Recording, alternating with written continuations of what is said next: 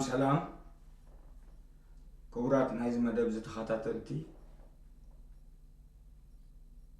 كاب እግዚአብሔር አቦናን ካብ ጎይታና ኢየሱስ ክርስቶስን ጸጋን ሰላምን ይብዛሐልኩም ናበልኩ ምሕረት አምላኽ ብዝብል አርእስት እስከ ካብ ቃል አምላኽ ከረሞ ክሳዕ ክንደይ እግዚአብሔር ምሕረቱ እንደቀ ሰብ ገሊጹ ምሕረቱ እንተዘይህሉ ወዲ ሰብ እንታይ ምኾነ ንምሕረቱ ኸነድንቕ ብምሕረቱ ኸኣ ኸነመስግን ዝገብረና መልእኽቲ ካብ ቃል አምላኽ ክንሰምዕና እሞ እቲ ንሰምዖ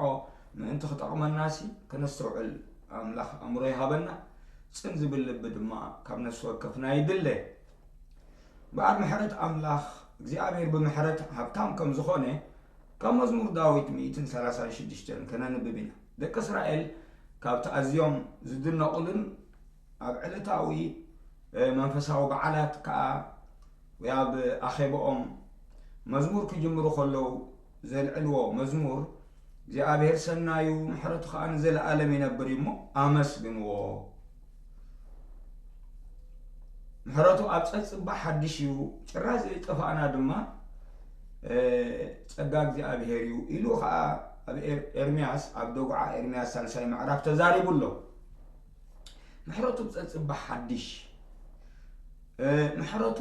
ኣብ ህይወትና ኣብ ምድሓና ኣብ ኣገልግሎትና ኣብ ዕለታዊ መውፃእ ምእታውና ኣብ መስዋዕትታትና ኣብ ምድሓና ኣብ ኩሉ ናይ እግዚአብሔር ምሕረት ከመይ ከም ዘሰነየና ካብ መጽሓፍ ቅዱስ ክርኢ ጽቡቕ ኮይኑ ይመስለኒ ስለዚ ፅን ኢልና ንስማዕ እሞ ኣብ ቃል አምላኽ በዚ ኣርእስ እዚ ብዙሕ ተጻሒፉ ስለ ዘሎ ህይወትና ዝኸውን ካብ ቃል አምላኽ ክርኢና እግዚአብሔር ክዛረበና እሞ እዛ ምዕራፍ እዚኣ አንቢብና ክንጽሊ ኢና መዝሙር ዳዊት 136 መበገሲ ትምህርትና እግዚአብሔር ሰናዩ ምሕረቱ ከዓ ንዘለኣለም ይነብር እሞ አመስግንዎ ምሕረቱ ንዘለኣለም ይነብር እሞ አምላኽ አማልኽቲ አመስግንዎ ምሕረቱ ንዘለኣለም ይነብር እሞ ጎይታ ጎይቶት አመስግንዎ ምሕረቱ ንዘለኣለም ይነብር እሞ ነትበይኑት ዓቢይ ተኣምራት ዝገበረ ምሕረቱ ንዘለኣለም ይነብር እሞ ነቲ በእምሮ ንሰማያት ዝገበረ ምሕረቱ ንዘለኣለም ይነብር እሞ ነቲ ንምድሪ ኣብ ልዕሊ ማያት ዝዘርግሓ ምሕረቱ ንዘለኣለም ይነብር እሞ ነቲ ዓበይቲ ብርሃናት ዝገበረ ምሕረቱ ንዘለኣለም ይነብር እሞ ንፀሓይ ብመዓልቲ ዘሰልጠነ ምሕረቱ ንዘለኣለም ይነብር እሞ ንወርሕን ከዋኽብትን ብለይቲ ዘሰልጠነ ምሕረቱ ንዘለኣለም ይነብር እሞ ነቲ ንግብፂ ብበኽሮም ዝወቕዐ ምሕረቱ ንዘለኣለም ይነብር እሞ ንእስራኤል ከዓ ካብ ማእከሎም ዘውፅአ ምሕረቱ ንዘለኣለም ይነብር እሞ ብብርቱዕ ኢድን ብዝርጋሕ ተቐልፅምን ምሕረቱ ንዘለኣለም ይነብር እሞ ነቲ ንባሕሪ ኤርትራ ኣብ ክልተ ዝዘርግሐ ዝመቐለ በቕሬታ ነቲ ንባሕሪ ኤርትራ ኣብ ክልተ ዝመቐለ ምሕረቱ ንዘለኣለም ይነብር እሞ ንእስራኤል ከዓ ብማእከላ ዘሕለፈ ምሕረቱ ንዘለኣለም ይነብር እሞ ንፈርዖንን ሰራዊቱን ድማ ኣብ ባሕሪ ኤርትራ ዘተሓለ ምሕረቱ ንዘለኣለም ይነብር እሞ ነቲ ንህዝቡ ብበረኻ ኣቢሉ ዝመርሐ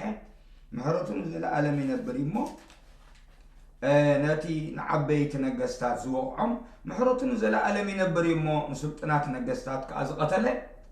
ምሕረቱ ንዘለኣለም ይነብር እሞ ንሲሆን ንጉስ ኣሞራውያን ምሕረቱ ንዘለኣለም ይነብር እሞ ንኦግ ንጉስ ባሳን ድማ ምሕረቱ ንዘለኣለም ይነብር እሞ ምድሮም እውን ንርሲ ዝሃበ ምሕረቱ ንዘለኣለም ይነብር እሞ ንእስራኤል ባሪኡ ዘረስተ ምሕረቱ ንዘለኣለም ይነብር እሞ እቲ ኣብ ውርደትና ዝዘከረና ምሕረቱ ንዘለኣለም ይነብር እሞ ካብ መጥቃዕትና ከዓ ዘናገፈና ምሕረቱ ንዘለኣለም ይነብር እሞ እቲ ንኹሉ ስጋ ዝምግብ ምሕረቱ ንዘለኣለም ይነብር እሞ ንኣምላኽ ሰማይ ኣመስግንዎ ኢሉ እግዚአብሔር ይመስገን ጎይታ ነመስግነካ ኣለና ስለዚ ዓብ ምሕረትካ ነመስግን ንኹሉ ፍጥረት ትምግቦ ዘለኻ ካብ ምሕረትካ ተላዕለ ስለ ዝኾነ ነመስግነካ ነቲ ብዝተፈላለየ ብፀላእ ዝተጠቕዐ ውሉድካ ዝኾነ ክርስቲያን ኣብ ግዜ ሓደግኡ መከራ ዝወደቆ ካብ መጥቃዕቲ ተድሕነውን ካብ ምሕረትካ ተላዕለ ከም ዝኾነ እንሆ ሰማይን ምድርን ንወዲ ሰብ ክትፈጥረሉ ከለኻ ካብ ምሕረትካ ተላዕለ ከም ዝኾነ نهو نتوم كاب جبص زوصخايوم حزبخا دما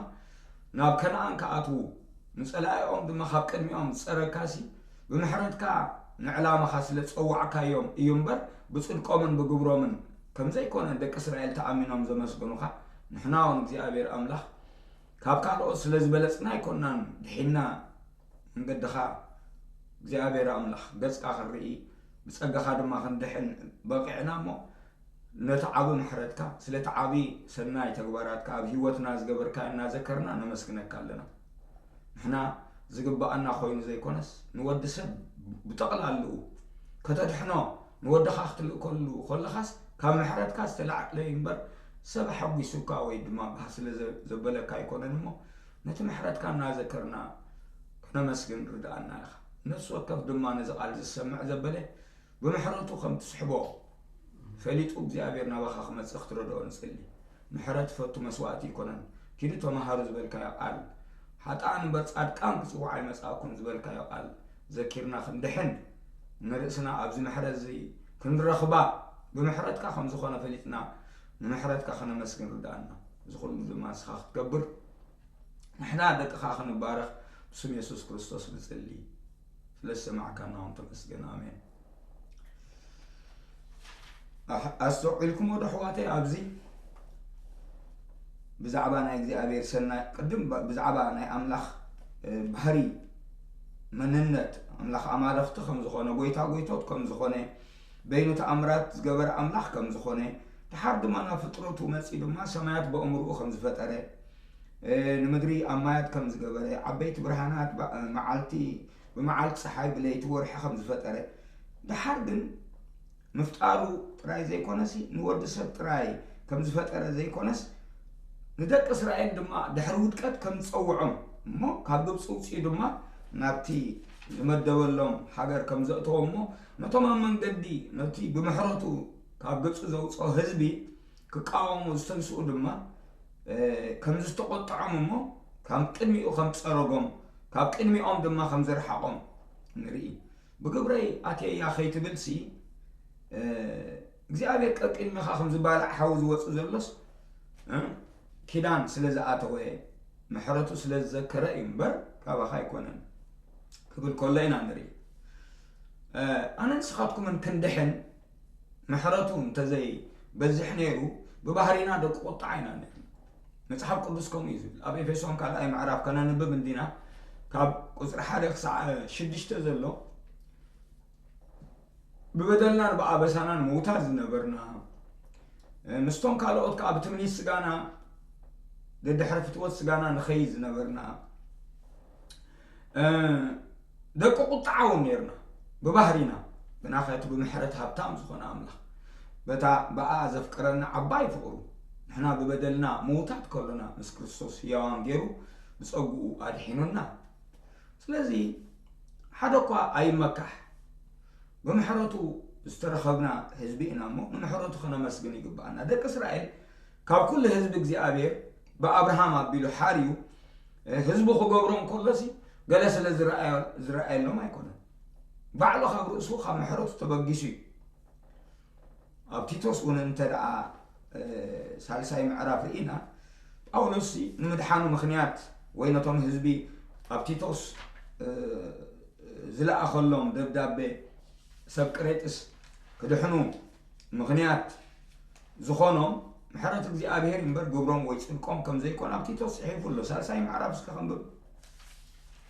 ቲቶስ ሳልሳይ ምዕራፍ እንታይ ንሎ መሲልኩም ካብ ቁጥሪ 3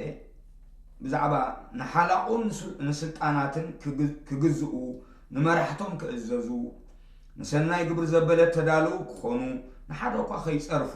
تبعستي كيكونوا لؤمات لوحات زبالة نخل سب زريو كونوا أذكرهم يلو أبسط أنزلوا سبات أما ريحنت بسجاد يخو ديو على بمنفس نزلوا سبات بفلا يزقن أبسجا مريحنت نزلوا سبات يزارب زلوا نحدو كخي صرفوا تبعستي كيكونوا لؤمات لوحات نخل سب لو هاد زري يخون معدوم يلو سلمنتايكم قبلالو نزبل حتى دي أب قصر سلسة نحنا ون يلو نابرؤسو تمليسو قدمسي نغويتا قدم مقبالنا بمحرته دما نسو ناب دنبئو قدم مأتاو مالتي نحنا اون قدمسي عياشو زي ازوزات يا ريتا غوغيات نبزح فتوات سغان تمنيتن اتجزانا بخفاتن قنعاتن اننبر فنفنات نحد حدنا نصالا نبرنا سبسي كلمنا غويتا ممصوص كابز وصاي نابرا يبلو سلازي كابتز وصلو بوتا رسعو بتي እግዚአብሔር አብኡ ዝገበሮ ምሕረትን ጸጋን ዝምካሕ እንድሕር ኮይኑሲ ካበይ ከም ዝመጽ ረስዕሎ ማለት እዩ ካብቲ ቀደም እግዚአብሔር ከም ዘጽረዮ ኃጢአቱ ረስዕሎ ማለት እዩ ያለታ ነርና ኢና ኸሙ ስለዚ እዚ ዝኣደቡ ከም ዝኾነ ኢልካ ብዛዕባ ኣብ ዓለም ዘሎ መራሕ ሃገር ይኹን ዋላ መራሕ ቤተ ክርስቲያን ውን ክኸውን ይኽእል እዩ ብግብርኻ ይትመካሕ ማለት እዩ ኣባሃላ ናብኡ ክመጽእ እንዲ ሞ ንኣዶ ይኮነን ከዓ ዝብል ዘሎ ግን ርእስኻ ካብ ምሕረት ተላዕለ ድሒንካሲ ነቶም ኣብ ሓጢአት ዘለውስ ከም ካብ ርእስኻ ዝረኸብካዮ ጌርካስ ኣይትመካሓለሁ ወይ ብዛዕባኣቶም ክፉእ ኣይትዛረብ እታ ከይፀርፉ ትብል ስምሰብ ከየጸልሙ እያ ትብል ንኸይፀርፉ ተባኣስቲ ከይኮኑ ናበለይ ይዛረብ እሞ ኣብ ቁፅሪ 4 እንታይ ኢሉ እቲ ናይ መድሓኒና ናይ ኣምላኽ ሕያውነትን ፍቅሩ ሰብን ምስ ተገልጸ ግና ንሱ ብምሕረቱን ብምሕጻብ ሓድሽ ልደትን بمحداس منفس قدسين زاد حنان نمبر نحنا بزغبرنايو ግብር ጽድቂ ኣይኮነን ኢሉ ተሓርና ጸጉ ይመስል ብጸጉኡ ጸዲቅና በተስፋ ናይ ዘለዓለም ህይወት ወረስቲ ምእንትን ከውንሲ በመድኃኒና ኢየሱስ ክርስቶስ ገይሩ ንመንፈስ ቅዱስ ኣብልዕለና ኣብዚሑ ኣብሰሱ እንኳን መንፈስ ቅዱስ ኣብልዕለና ክፈስስሞ ማሕደር እግዚአብሔር ክንከውንሲ ትረፍ ንምንም ነገር ዘይንጠቅም ሰባት ከም ዝነበርና ቀዳማይ ምዕራፍ ተዛሪቡሎ እንታይ ኢሉሎ ንኣምላኽ ከም ዝፈልጥዎ በዓላቶም ይብሉ ፍንፉናትን ዘይእዛትን ሰናይ ግብር ዘበለ ኩሉ ዘይጠቅሙን ብምዃኖም ግና በቲ ግብሮም ይኽሕድዎ ኣለዉ ኢሉ ዘይጠቅሙ ዝብል ቃል ኣብኡሎ ኣብ ሮሜ ሳልሳይ ምዕራፍ ድማ ዘይንጠቅም ሰባት ነርና እዩ ዝብል እንኳን ኣምላኽ ማሕደሪኡ ኮይና በአና ዝጥቀም ሰባት እሞ እሩማትን ንሰብካ ንምዕድን ሰባት ክንከውን ሲትረፍ ንምንም ነገር ዘይንጠቅም ዘይንበቃ ሰባት ነይሩ ስለዚ ካበይ ከም ዝመጻና ንምሕረት ኣምላኽ ረሲዕና ድማ ናብ ርእስና ጠሚትና ግብርና ነንጸባርቕ ወይንማ መንነትና ነርኢ ክንከውን ኣይደሊን ያ ኣምላኽ እሞ ብምሕረቱ እዩ ኣምላኽ በዚሕና መጀመርያ መድሓኒና ኮይኑ ተበጃዊና ኮይኑ ናይ ኣምላኽ ሕያውነትን ፍቅሩን ሰብን ሕያውነት ኣሪእና ሕያዋይ ምዃኑ ኸሪእና መጽዩ ብሓርከ ፍቅሩን ሰብ ምስ ተገልጸ ግና ብመን ብኢየሱስ ክርስቶስ ንሱ ይልሽዑ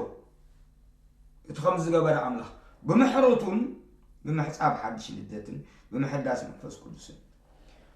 ምሕረት ኣብ ክልተ እዩ ዝኽፈል ናይ ኣምላኽ ምሕረት ኣብ ክልተ ይኽፈል ተቐዳማይ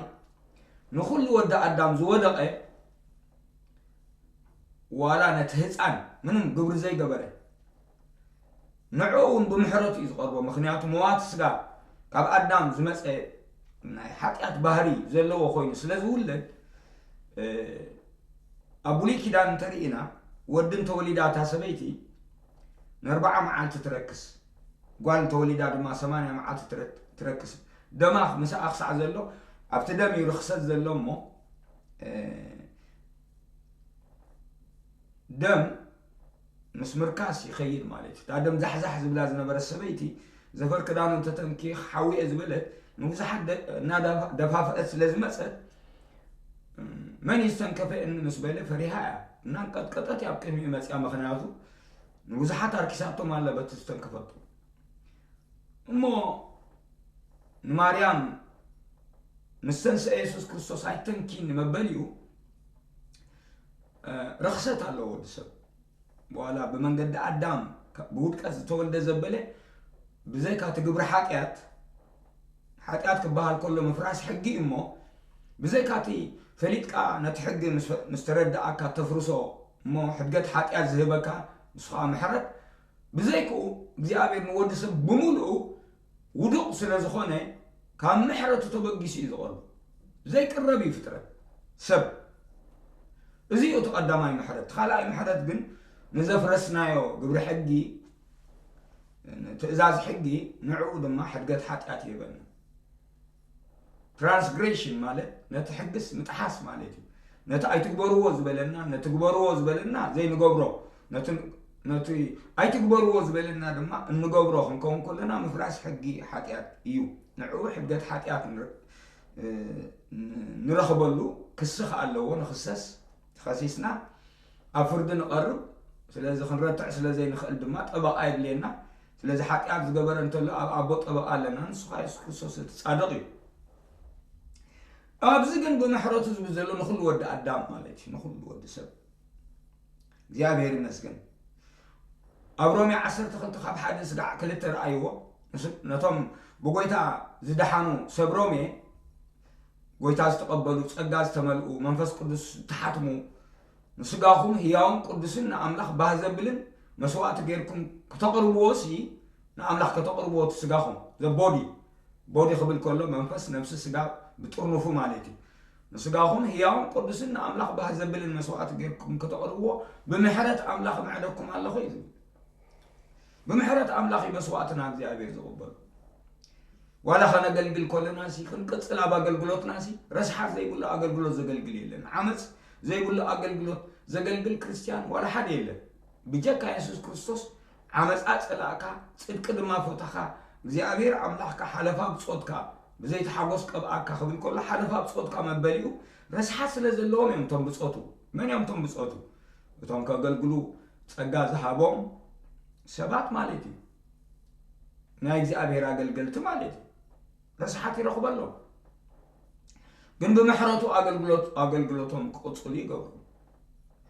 እግዚኣብሔር ተመስገን ክሪኦ ኢና እዚ ስለዚ መስዋዕትና እንትኾነ ምድሓንና እንትኾነ ኣገልግሎትና እንትኾነ ተግባራትና ኩሉ እንትኾነ ዋላ ሰናይ ግብሪ ንግበር ኣብቲ ሰናይ ግብሪ ረስሓት ኣሎ ብኣምላኽ ክልካዕ ከሎሲ ረስሓት ኣሎ ስለዚ ኣብዚ መዋት ስጋ ሰፊርና ከለና ንኣምላኽ ባህ ነብል ሰባት ፍጹማትን ሙሉኣትን ክንከውን ኣይንኽእልን ጳውሎስ ኣብቲ ፊልጵ ሳልሳይ ምዕራፍ ፍጹም ከም ዝኾንኩ ኣይመስለንን ኣሎ ሓደ ነገር ግን ኣፈልጥ ኣለኹ ኣብ ድሕረይ ዘሎ እናረሳዕኩ ነታ ኣብ ቅድመይ ዘሎ ክሕዝ ድማ እናተመጣጠርኩ ናብቲ ናይ ላዕሊ ፅውዓ ናብቲ ሕንፅፅ ዕላማ ኣቢለ ጎይ ኣለኹ ኢሉ ኣምላኽ ተመስገነ ይኹን ስለዚ ንኣምላኽ ስለ ምሕረቱ ክነመስግኖ ይግባአና እዩ ብምንታይ ዲሒና ብምሕረቱ ብምንታይ ኣገልግሎትና ንቕፅል ብምሕረቱ ሰናይ ግብርና ኸ ብምንታይ ይቕበሎ ብምሕረቱ ጸሎትና ብምንታይ ይቕበሎ ብምሕረቱ ምሕራይና ብምንታይ እዩ ብምሕረቱ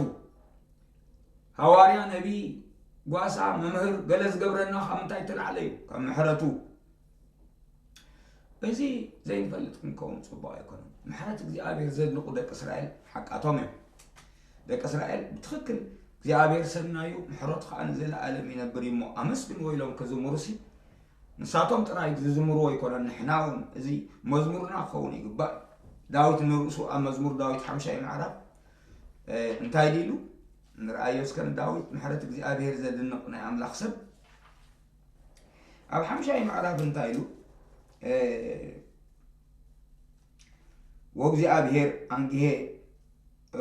ወእግዚአብሔር አንጊሄካ ንድምፀይ ትሰምዖ ኢኻ ኢሉ አንጊሄ ልበይ ናባኻ ኣቕኒዐ እማዕድለኹ ኢሉ ብረሲእነት ባህ ትብል ኣምላኽ ኣይኮንካን እሞ እኩይ ቅረታ እኩይ ምሳኻ ኣይሓድርን ትዕቢተኛታት ኣብ ቅድሚ ገጽካ ኣይቆሙን ንገበርቲ እከይ ዘበሉ ትጸልኦም ሓሶት ንዝዛረቡ ተጥፍኦም እግዚአብሔር ንደመኛ ንጠባርን ይፍንፍኖም እዩ ብጥበራ ብግብዝነት ክትመጽእ ከለኻ እግዚአብሔር ይፍንፍነካ ይፍንፍን እዩ ኣምላኽ ኣነ ግና ኢሉ ብበዝሒ ሳህልኻ ናብ ቤትካ ክኣቱ ብፍርሃትካ ናብ ቅዱስ መቕደስካ ቤለ ክሰግድ ኣነ ግና ብበዝሒ ሳህልኻ ወይ ብበዝሒ ምሕረትካ ናብ ቤትካ ክኣቱ ብፍርሃትካ ናብ ቅዱስ نابتي مقدس كأبيلة كسجدي كبر كله نريو زيابير ناب بيتكون أتخي ترفه ناب تقدس قدسان كنا أتون ترى أخوي ناب بيتكون أتون تخوي خام حرة تستل عليه مسواتنا أقل بلوتنا كل نجارنا كم حرة تستل عليه ما ندك إسرائيل كل حزب عليت نبينه أبراهام كسوع خلصي كم حرة تستل عليه نو نجزا رسوس كم حرة تستل عليه قال سبات كرنقون ساعات كانت كرنقو سبات ريخم دلهم إذا كنت سحتة تمرتي نحناس ندنقون أملاخنا أبزو دك إسرائيل سين زي أبير كرنقو إنا نرئنبر قبرون سرحومن كم تصاب جيرون كأربو أي نرئينا أبزو فترة معرف حموشته زي أبير نوح كم محرطو إيكاب صبو تل عليه وحاري ومبر كلها مدري تبالاش يعني راجل زرق خطر رفس لزلوتي زي أبير مود سب كرحنا زمدو بمخريمة تان كفتسام أبسال ساي معرف كاباخذ ولا زرقي نسونا تتمر رؤسه تفلق يلو تسفاهيبو نيري إمو سلازم نتسفاخ بتسام انت أخوينو أب حمشاي معرف نوح بمنتهي حري وقطر شومانته نوح جنا أكل مجزي أبيهر موجوس رخبه موجوس كم حروت تطلع علينا موجوس نركب سلازم سبزي كم تقول مدري تبالا شازلا نبينو فوليز جبرو زيادة بمحروتو سلازم حري بمحروتو سلازم سوعي نبقى أولسي كم تجورس يجبوا أدنى يرو مثلكم حوالي خون كبكة لو ما كنت سب بأقل بلوت رسو كابكالوت أبليس أخ سعذري ساكن دز تبالا شو نجارات لنا قال أملاخ زي مفلات كنديش قريب اتخالق سب ما نرسو كلا عايزيجا ويسانسا عايزيجا قطيرو نتي تقاس تقبله بفولي نجار كري أخ أتري كل التسحتت بتي نرسو جلز جبر سحتت بتي أتوم كالوت كأنا أتوم كالوت جلز جبرو سحتت نأملاخ سلام محروتو خنو مسكنو بمحروتو خمس دحنا فليتنا لما نأملاخ تراي كنا دنا بأخر مكح تراي تسوينا زلنا يا بهري مسجن سكنا باولوس كري لكم مو نعم محرت زي أبير كمس قدام تيموثاوس باولوس نتيموثاوس صحافه له قدام معرف كاب 10 تخلت انتايلو محرتو خدنا كله أنا نتحيل ذهبني كريستوس يسوس قويتنا نقلبلوتو مديبو أمم خوص لزبك عني مسكنون لخو أنا قدم عرافي سواقي قفعي نيرخد السيسي كيف لتقو بزي مأمان سلز قبركو تاريخي بي محرت رخبكو كم محرتو تلع على شعونا بصقو تيني مدحان رخي بي سأقا قويتنا يسوس كريستوس مستعب سأقا قويتنا نايك أبير مالي سأقا قويتا مستي أب كريستوس يسوس له ابنة فقرن بزي لك عزازي كريستوس يسوس نتوم أنا قدام يوم حتى أنكدحن كم زمس إذا قال زي أموني مقبلون بخل جبويو من آخر يسوس كريستوس نتوم نابنا يزل العالم هيوت كبصحو إلهم بوز عمنو نعر أخو نتعقستو قدم أباي أنتي كري بز مخنيات زي أنا محرت زرخوكو بأركس نتنا يزل العالم نقص زي حلف زي حد الله نزل عالم كبر يخلنا آمين يبل زي أبيهر المسكن ويتابارخ أستوعيكم ده نمحرت أملاح دقاقي مخدنا تمحرت مذكرة دماء بمنفس تمليو تقدع حبل بخوكم في الكل خمسكن كلنا نري سلازنا أملاح سلا محرتنا مسكن رومي بيبه كود التجزية بعلو سلازو سننا رومي معرف 10 حدا بتن احنا تمحرنا لكم محرت نظام حجي عصيوم زلو እግዚአብሔር بسري نكريستوس زي مأمانهم أبزخن أخلنا نتايلو قدري 25 جميركم أنبوبو رومي 10 حدا نتاي قنيبل أملاح نخلهم انتخم محرم نخلهم أب زي مأزاز عصيوم علونا أيهود نكريستوس لازم نتصقوه نوانجيل كاسلة تتقارروا حجيقنا سألنا زي مأزاز اتياتهم التمحاركم اليوم نسب رومي كم أون نساتهم بتن سخاتكم التمحاركم له محرد ما أنتي كم محارو حجي أي تأذزون بأرن سخاتكم دماء بعسر تخلته نسقاهم هياهم قدسنا أملاخ بهذا البلن مسوات غيركم كتقربوا بمحرة أملاخ معدكم الله بحريون أبا قلقلوت يزمتسن نبيات علو ممهران علو وهابت له دنقرس له كان محرة تلعلى سقا تقبلنا مالك بأر تزنب يستوعل تسمع يستوعل أملاخ تمسكن يخون بأر رومي عسر تحمش انتايلو أبتمود داتا قطر تشعاته انتايلو أحزاب جنا قدر شوعاتن شمونتن تايل كريستوس نتتصفى أبوتات كسنع ما أنت حق أملاح أقل قال جزرت كم زخنة قبل الله سلازم بما كم تكريستوس نخبر أملاح تقبلكم نحددكم تقبلوا حزبنا أحزابنا أيهودن سرعويان تقبلوا أحزاب جنا كم تصحف سلازي أما أكل أحزاب إمسكنا كان سمكون زمر الله زبل نأملاح ما أنت محرته يمسكنوه ما أنت محرته نمسكنه لومي بهايمانوت بدوكترين بستفالالي أنا خبخ حيش ناتبهالي أبي لو تمحرت أملاخ انتهادوي برئسخان بدوكترين كانت كتماخا خحتو علكوينك أبي لو سلازي نمحرت أملاخ نادنا أملاخ نمسكن ويتاي باركم زود حانكم آمين يسوس يسوس يسوس يسوس